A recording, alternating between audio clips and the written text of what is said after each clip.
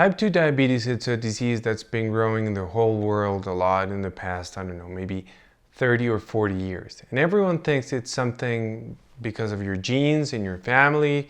Why do I have diabetes? Oh no, maybe it's grandma, she had diabetes. Oh yeah, that's why I have diabetes.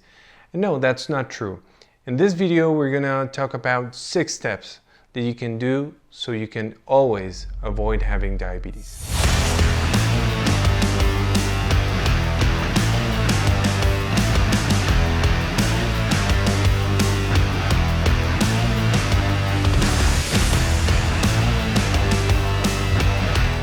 Hi everyone, I'm Dr. Carlos. I'm a functional medicine physician, and today we're going to talk about a topic that is very important. And before we continue, I would like to ask you a favor. To help us with the YouTube algorithm, I would like you to please hit the like button. After that, please subscribe and hit the bell so you can receive notifications every time we make a new video. Today we're going to talk about how to avoid diabetes and how to avoid it forever, even if you have your parents, your grandparents, your brother, your uncle, anyone in your family can have diabetes.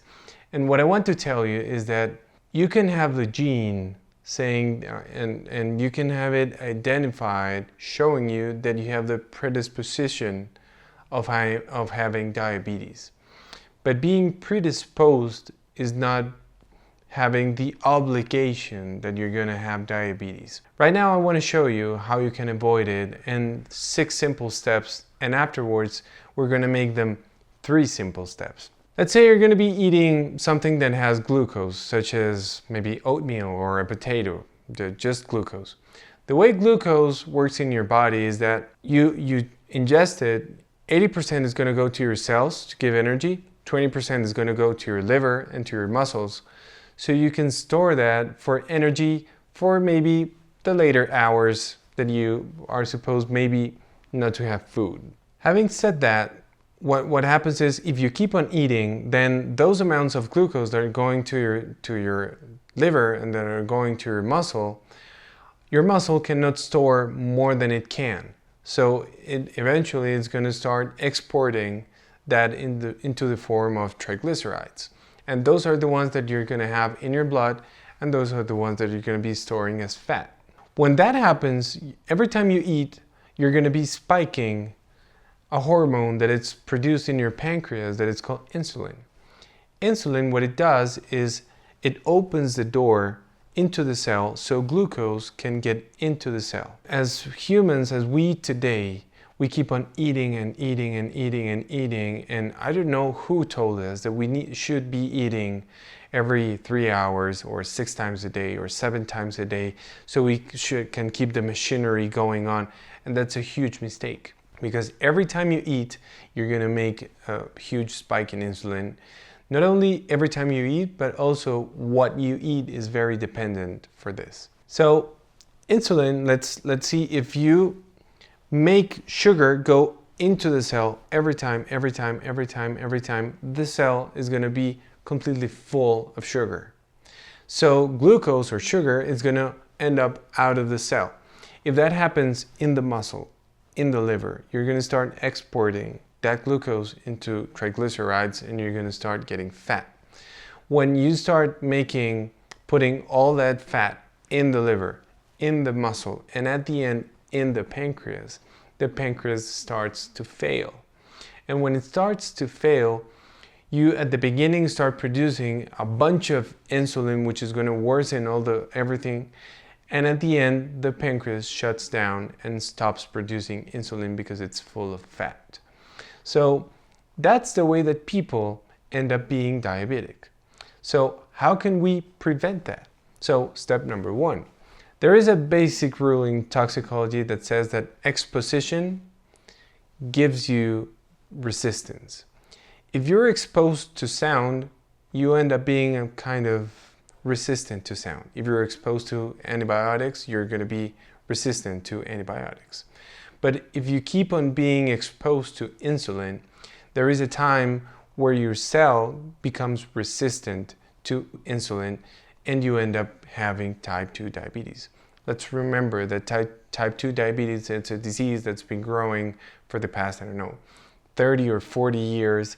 in a way that it's exponential and that we cannot handle anymore. Right now, there could be around 500 million people with diabetes. That's more of the US population, everyone having diabetes, without counting how many people are pre-diabetic, which is catastrophe. So the first thing is, if you keep on stimulating the production of insulin, eventually you will be resistant to insulin. So the first thing is, please avoid eating every 3 hours, every 2 hours, every 4 hours, thinking that that is going to work to keep your metabolism boosting up. Instead of that, try eating maybe 2 or 3 times a day. And in those 2 or 3 meals, what you're going to do is you're going to have all the nutrients that you have, all the amount of fat, of protein, and the good type of carbohydrates in your diet. And those 2 or 3 meals, make them in a window of 12 hours or less. What does that mean? You start eating 7 in the morning, you end up eating 7 at night. If you start eating 9 in the morning, you can end up eating at 7 at night. So you ended up eating in a window of 10 hours, the 3 meals. Or if you want to do a couple meals, you can start, let's say, 1 p.m. and finish 7 p.m. The thing with that is you only made 2 spikes for insulin. But the rest of the time, you left your body, 14, 16 hours resting. And that time you're resting, you're using that glucose that you have stored. And if you push it a little bit further, you're going to end up having energy from the fat that you have on your liver, on your belly, on your muscle, and on your pancreas, because those mechanisms that provoke diabetes are completely reversible.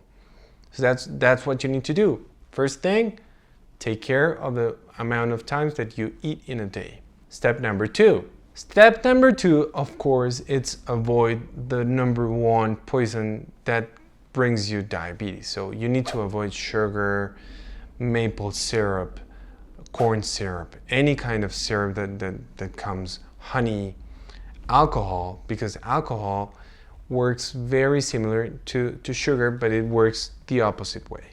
When you have sugar, I just told you what happens. 80% goes to the cell, 20% goes to the liver. With alcohol, it goes the opposite way. 80% goes to the liver and 20% goes to your cells.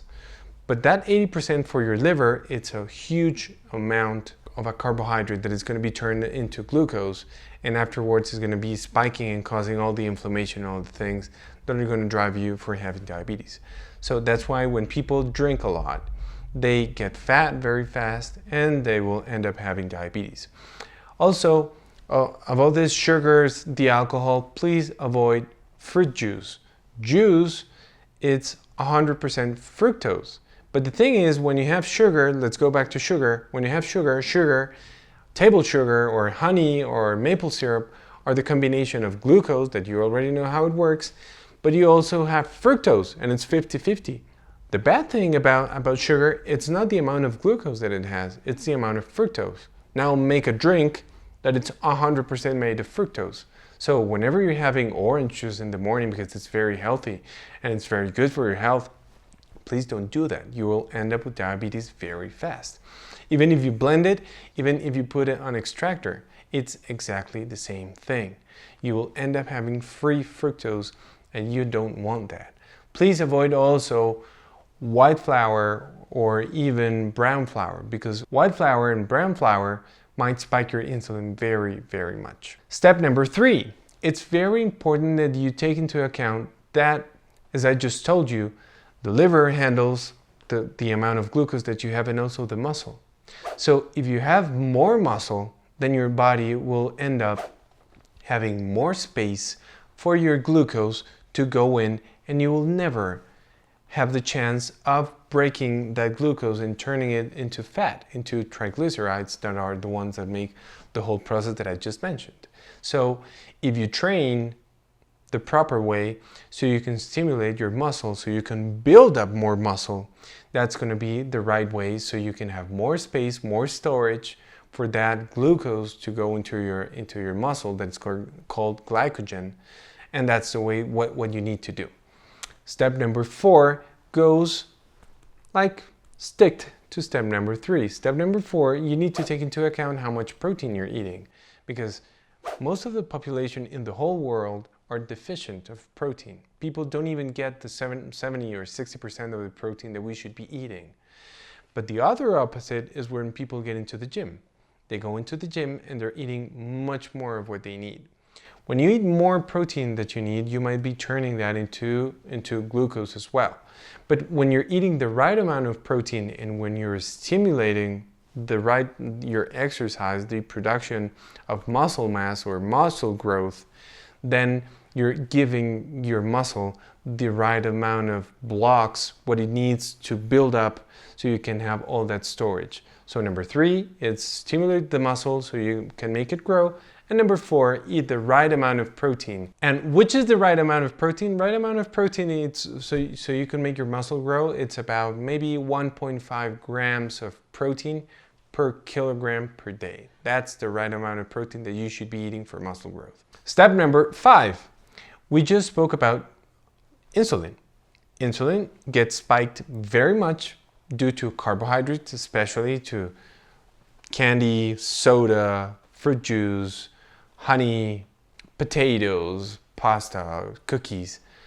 Secondly, it gets spiked by protein, but the less is when you add a high content of fat, healthy fats in your diet. Healthy fats like what? Avocado and its oil, coconut and its oil, olives and its oil, nuts and seeds, eggs, fish like salmon. All those healthy fats help your insulin to be very low. And if you keep it very low, it's very good. So you need to keep a diet in which you're adding maybe 40% of the fats, of the calories coming from healthy fats. That's the good thing to do. What you need to take into account is that you don't need to be on a ketogenic diet, because people think that when you're adding fats, you need to be on a ketogenic diet. Ketogenic diet, it's at least 70% diet, but it's a very, very restricted diet. And you don't want to do that, and you don't need to do that. As long as you keep 40% of the amount of calories that you're eating coming from fat, healthy fats, you're going to be on the right way. And step number 6, we just said which are the carbs that you need to avoid. But you need to take into account which are the right carbs that you need to get into your diet. People think that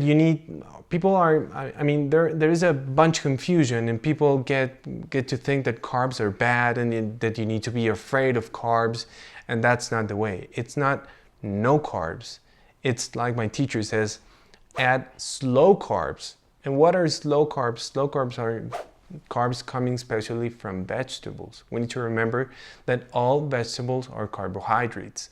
So when you add leafy greens, tomatoes, spinach, kale, tomatoes, broccoli, all that stuff, you need to make your salad, your plate should be at least 50% coming from carbohydrates. But those carbohydrates, especially vegetables, it doesn't matter if you're an omnivore, if you're a vegetarian, if you're a vegan, they should come from that. The amount of fat should be the same. When you balance the proper amount of protein, when you balance the proper amount of carbohydrates. And the question is, can I eat rice? Can I eat pasta? Can I eat sweet potatoes? Of course you can, but eat them only when it's something that you really, really, really like. It's not necessary for you to have energy, and you don't need them every single day. And don't make it more than a quarter of your plate. Half of your plate should be vegetables, and those vegetables, please add the right amount of fats and take account to the protein that you're eating, and you're good to go. So if we want to make just a good reminder of what you need to do to 100% you can avoid the great type of diabetes that is type 2 diabetes, step number 1, learn how to eat and how to balance your dishes. Avoid sugars, avoid alcohol. Step number 2, learn how to fast. When you learn how to fast, starting from the basic fast that is 12 hours at night, then you can extend it to 14, 18, maybe 20 hours of fast and shorten the window of hours that you're eating, you're good to go. Step number 3, take care of the amount of muscle. When you take care of the amount of muscle, you will always have store for the glucose, and you will never have this loop that people get when they're losing muscle and they don't know what to do. Their body doesn't know what to do with the glucose that they're eating. So this is it, guys. If you like this video, please remember, hit the like button. Please subscribe, hit the bell so you can get notifications every time we do a new video.